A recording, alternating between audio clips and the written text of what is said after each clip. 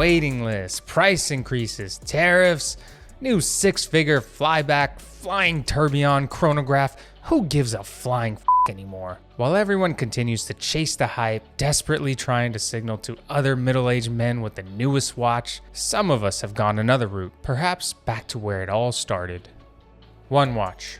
A watch for every day, for travel, even for dressing up. A true lifetime companion. But is that even possible? In today's fast-paced, social media-fueled world, we struggle to separate our longing for every new and shiny release from the grips of the almighty algorithm. Could the answer really be as simple as one watch? Last episode, we almost found the perfect one and done in the Rolex Explorer 40, a Rolex that represents the elemental Rolex tool watch, a watch with enough elegance to ride the lines of casual and dress, an almost perfect one and done wristwatch, ultimately lacking that something special to make it the perfect one. And so we continue our search for that perfect one and done wristwatch with episode 2. Our next candidate, the Rolex Datejust 41 in Oystersteel and yellow gold, a watch born from legacy and destined to endure.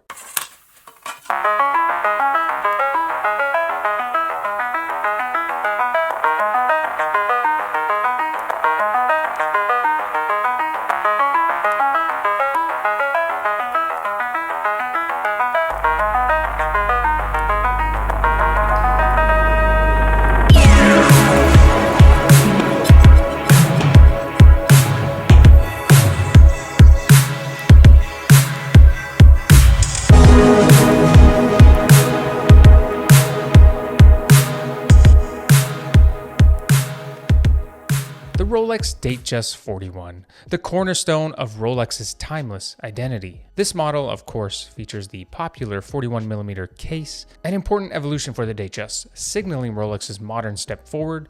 On paper, it's 41mm, but it feels closer to 39mm on wrist. The thickness comes in at about 11.8mm, with a lug-to-lug of 47.6mm and a lug width of 21mm.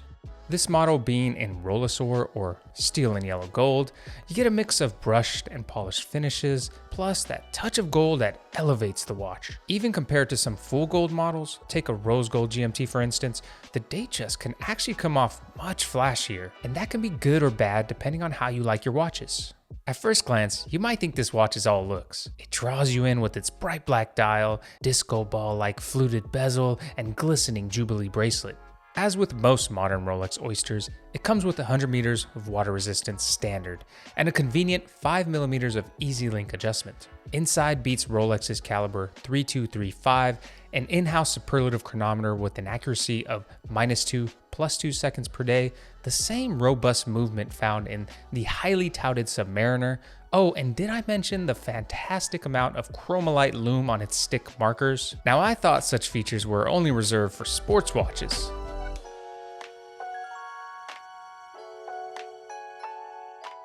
So the first question we must answer, can I wear this daily? Is it rugged enough to handle my lifestyle? And the answer is, I think so. The Datejust is considered a dressier option.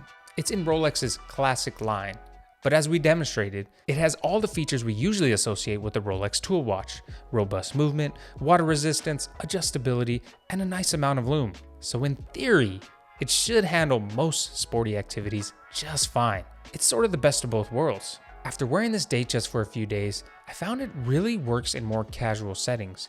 Hoodies, sweats, or a simple black t-shirt, the watch does all the talking. It's definitely a watch that demands attention, and you kind of have to own that aspect of its personality. But with the Jubilee bracelet, I do wonder what everyday wear will eventually look like. The links on the bracelet, although now modern and solid, no longer hollow like your grandpa's Datejust, will still eventually succumb to stretch. And Rolex has added ceramic sleeves to the screws on all of their solid gold models to help with this, but this feature hasn't made its way to the Datejust just yet. So some stretch over time is inevitable. That makes me a little hesitant to wear it in all situations, though perhaps only the rare, conscious wrist geek would even care about this.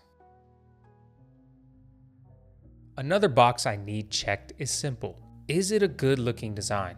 Honestly, no one in their right mind could say this isn't a beautifully designed wristwatch. From the classic Oyster case to the dial layout and finishing, it's all perfectly executed. Rolex got it right from the start, and this design has evolved slowly with incremental improvements. The Datejust carries arguably the richest history and most enduring legacy in the entire Rolex catalog.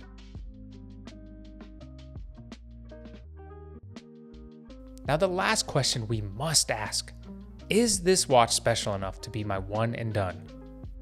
The answer to that is no, but that isn't because this watch isn't special. Rather, it's quite special to someone specific and absolutely perfect enough to be his one and done. This Rolex Datejust belongs to one of my closest friends. Actually, friend doesn't quite cut it. He's like a brother to me. Here he was in the midst of planning his wedding day. He had become interested in watches, but unsure on what direction to take. There's no better way to put it. He had been bitten by the bug, and I warned him. I told him, there's no going back after this. Now, of course, I'm talking about the watch hobby here, guys, not marriage. Marriage is great. So he wanted his first Rolex, and getting that first watch meant a lot to him. And I was lucky enough to experience this journey with him every step of the way, from trying on different models to waiting patiently for that call. He got exactly what he wanted just in time to wear on his wedding day, and it was perfect. His journey perfectly symbolized what getting a really nice wristwatch used to mean. You'd save up all your money, finally make that purchase, see all that money leave, and you'd feel that sting, which is mandatory, by the way. That first nice watch has to hurt. It has to scare you a bit. But it all came together perfectly. He wore his first Rolex on his wedding day, instantly creating a family heirloom. You see, this watch isn't merely the Datejust 41 with the bright black dial. It's my friend's watch. It can, and in my opinion, should be his one and only watch. A watch he wears as he starts his new life. Something he has on his wrist when his first child is born. Something that will age decade after decade with him, imprinting all those great memories to come.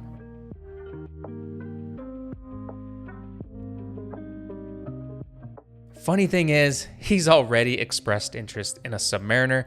Can you believe this guy? I told him, dude, take it from me, it doesn't get better. Your first Rolex, your wedding watch. It's steel and gold, looks amazing on your wrist. Just stop while you're ahead, because it's only downhill from here, buddy. Trust me. And how great does this watch look on his wrist? I'm seriously jealous. He pulls off the 41 millimeters perfectly, no links removed, micro adjustments centered, and it fits him spot on. The guy's basically a hand model, a modern George Costanza, you could say. Where do you get off comparing your hands to my hands? This is a 1 in a million hand. That's what comes from avoiding manual labor your whole life. Listen, my friend, enjoy your watch. Don't get sucked into this hobby. Matter of fact, this is not a hobby. This is not a real hobby. This is an obsession. This is a total addiction. You don't want any part of this. It'll only make you miserable.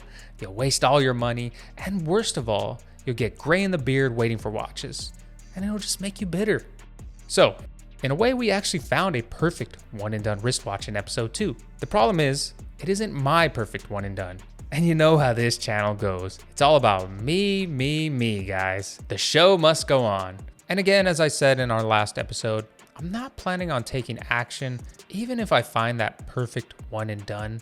I'm not even sure it exists, but I'm definitely using this series as valuable research.